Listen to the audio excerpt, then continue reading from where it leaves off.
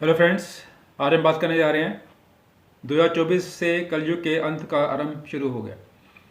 तो जो ये साल है 2024 का, इस साल से जो है कलयुग के अंत का जो है आरंभ शुरू हो चुका है। अब जो है आने वाले टाइम में सतयुग आने वाला है।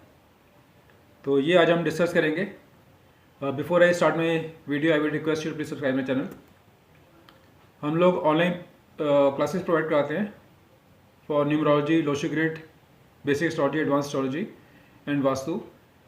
कोई भी अगर आप इंटरेस्टेड है ज्वाइन करने के लिए तो आप हमसे कांटेक्ट कर सकते हैं और 9650970666 पे। अब हम बात करेंगे भविष्यवाणी के बारे में।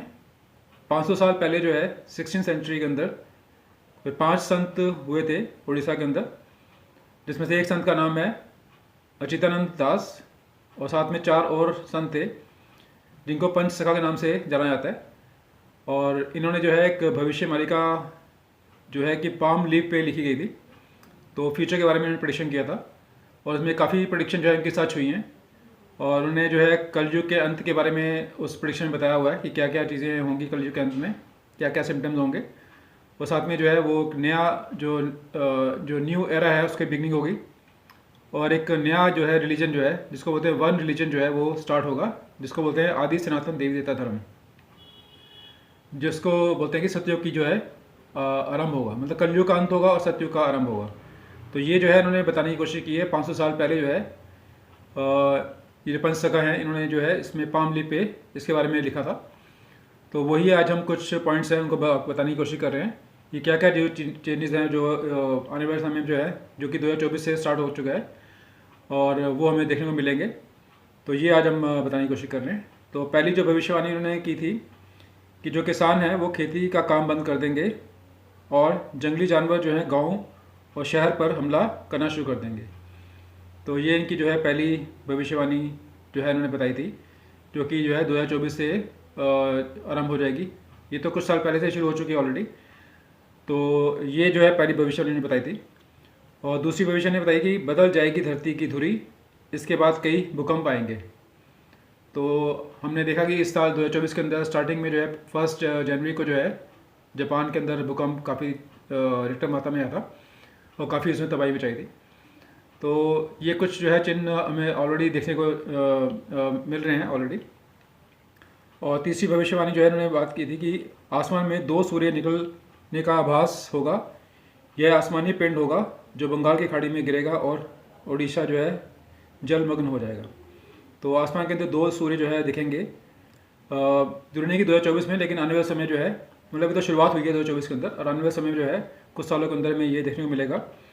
और आसमान से 2 पिंड जो हैं वो निकलेंगे, जो कि एक जो है पिंड वो बंगाल की खाड़ी में गिरेगा और जिससे जो है उड़ीसा जो है वो जलमग्न हो जाएगा।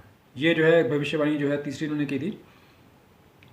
और चौथी भविष्यवाणी उन्होंने की थी समुद्र का जल स्तर बढ़ जाएगा और जगन्नाथ मंदिर की 22वीं सीढ़ी तक पानी आ जाएगा। तब भगवान के विग्रह को उनके भक्त छातिया बटा ले जाएंगे, मतलब समुद्र का जल स्तर जो है वो बढ़ जाएगा और जगन्नाथ मंदिर जो है उनकी जो 22वीं सीढ़ी है वहाँ तक पानी जो है आ जाएगा और भगवान को जो जगन्नाथ भगवान है उसको जो है ले जाकर वो इनको जगह चेंज करेंगे, वो छतिया बट जो है वहाँ पर ले जाएंगे। ये इसमें बताया गया है भविष्यवाणी के अंदर।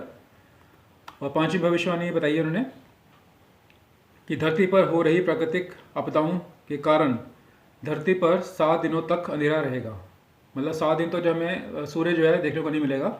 ये उन्होंने बताया कि जो है प्राकृतिक जो आपदाएं हैं उसकी वजह से जो है धरती पर 7 दिनों में जो है वो अंधेरा रहेगा।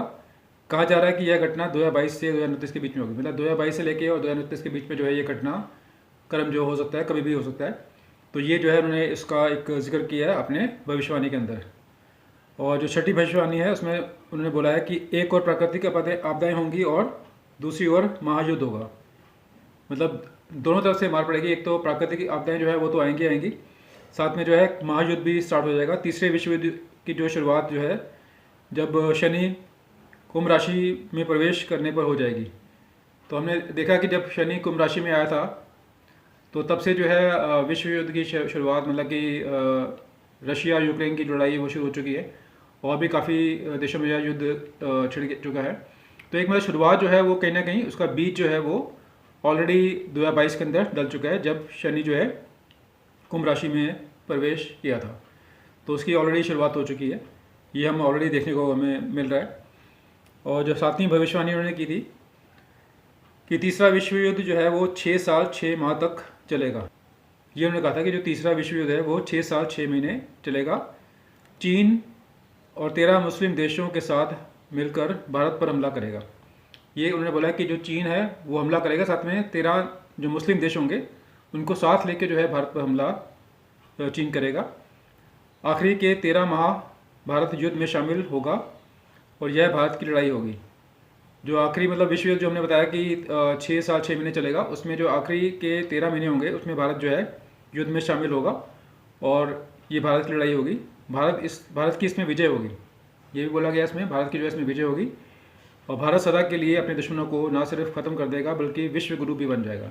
ये भी इसमें लिखा हुआ है कि जो भविष्यवाणी के अंदर कि जो भारत जो है ना तो मतलब ना सिर्फ जो है अपने दुश्मनों को ख़त्म करेगा, एट द सेम टाइम वो जो है भारत जो है विश्व गुरु बन के उभरेगा उस टाइम पे। तो ये इसमें बताया गया है। तो ये इसकी 7वीं भविष्यवाणी के बारे में बताया आपको। और 8वीं भविष्यवाणी है कि भारत का आखिरी राजा जो है वो एक शक्तिशाली हिंदू राजा होगा जो योगी पुरुष होगा और जिसकी कोई संतान नहीं होगी। उसमें विश्व का नेतृत्व करने की अद्भुत क्षमता होगी और वह धर्म के सहारे शांति स्थापित कर पाएगा। तो आखिरी जो राजा जो है, आखिरी प्रधानमंत्री बोल सकते हैं हम, वो कहीं ना कहीं जो है वो एक योगी पुरुष होगा जिसकी कोई संतान नहीं होगी। तो हमें खुद अंदाज़ा लगाना है कि कौन जो है हमारा प्रधानमंत्री हो सकता है कि जिसकी संतान भी ना हो और योगी पुरुष हो और जो जिसके अंदर की विश्व को नेतृत्व करने की जो इनके अंदर क्षमता अद्भुत क्षमता होगी और वो धर्म के सहारे जो है शांति स्थापित कर पाएगा। तो ये जो है भविष्यवाणी जो है 8वीं मैंने बताई आपको, ये इसमें लिखी हुई है। और भविष्यवाणी जो 9वीं है, उस वक्त उड़ीसा का अंतिम राजा गणपति महाराज होगा। इसी दौरान भगवान कल्कि प्रकट होंगे जो युद्ध में भारत का साथ देंगे। और ये भी बताया गया कि भगवान कल्कि जो है वो इस दौरान पे जो है प्रकट होंगे। जब तीसरा विश्व युद्ध होगा तो कहीं ना कहीं भगवान कल्कि जो है उसमें हमारा जो भारत का साथ देंगे और उसमें जो है हमारी भारत की जो है विजय होगी। ये भी इसके अंदर बताया गया है। और 10वीं जो इसकी जो भविष्यवाणी है उसमें लिखा है कि अमेरिका का एक बड़ा हिस्सा जलमग्न हो जाएगा, चीन के कई टुकड़े हो जाएंगे, पाकिस्तान का नामो निशान ही मिट जाएगा। अमेरिका जो है वो एक उसका बड़ा हिस्सा जो है जलमग्न हो जाएगा, मतलब काफ़ी हद तक जो है अमेरिका जो है उसका मेजर जो पार्ट है वो जलमग्न हो जाएगा। चीन के कई टुकड़े हो जाएंगे और पाकिस्तान का नामो निशान खत्म हो जाएगा और पाकिस्तान के साथ मिलकर लड़ने वाले शक्ति कमज़ोर और दयनीय हो जाएगी। ये भी इसमें बताया गया है। और रूस एक हिंदू देश बन जाएगा और यूरोप जो है युद्ध करने के लायक नहीं रहेगा। वहाँ की जनसंख्या जो है ना के बराबर होगी, यूरोप की जनसंख्या काफ़ी कम हो जाएगी और रूस जो है वो हिंदू देश बन जाएगा। और इसके बाद जो है 1000 साल तक जो है शांति का युग बनेगा, जिसको शांति का मतलब कि वो कहीं ना कहीं सत्युग की बात कर रहे हैं यहाँ पर, उसकी जो है वो स्थापना हो जाएगी।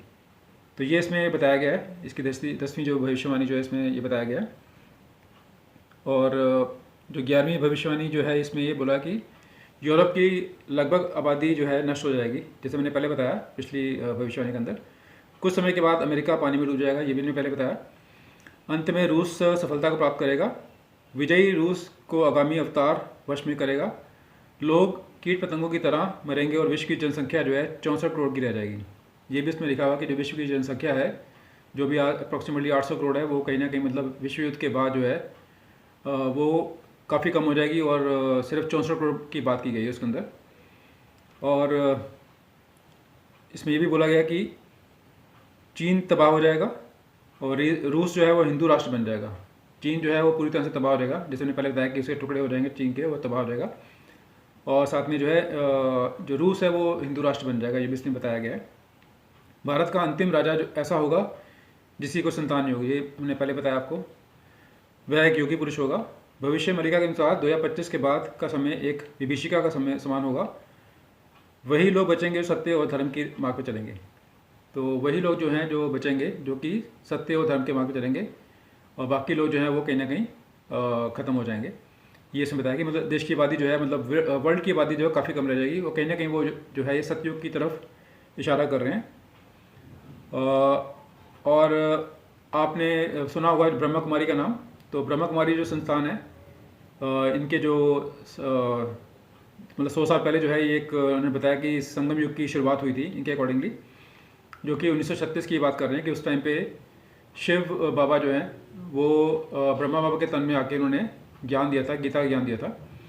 और उन्होंने बताया कि जो है अब जो है कलयुग का अंत आ गया और सतयुग की जो है प्रारंभ होने वाला है। ये उन्होंने जो है ब्रह्म कुमारी ने भी इस बारे में काफ़ी हद तक बताया हुआ है, क्योंकि उनके अकॉर्डिंग जो है जो संगम युग है वो 100 साल का होता है।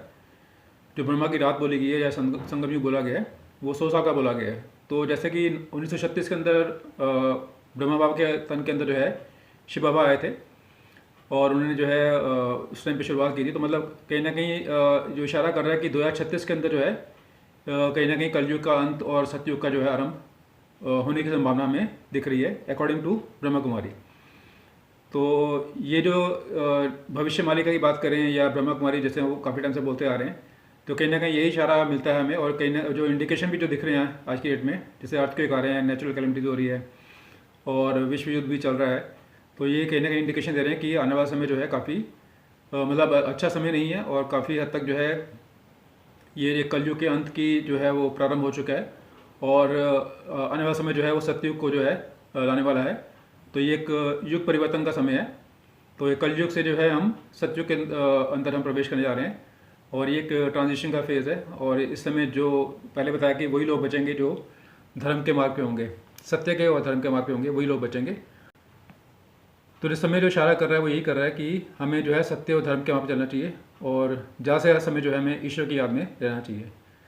सो यही आज बताने का पर्पज़ था। आई होप ये इन्फॉर्मेशन आपके लिए यूजफुल होगी। Thank you, thanks for watching.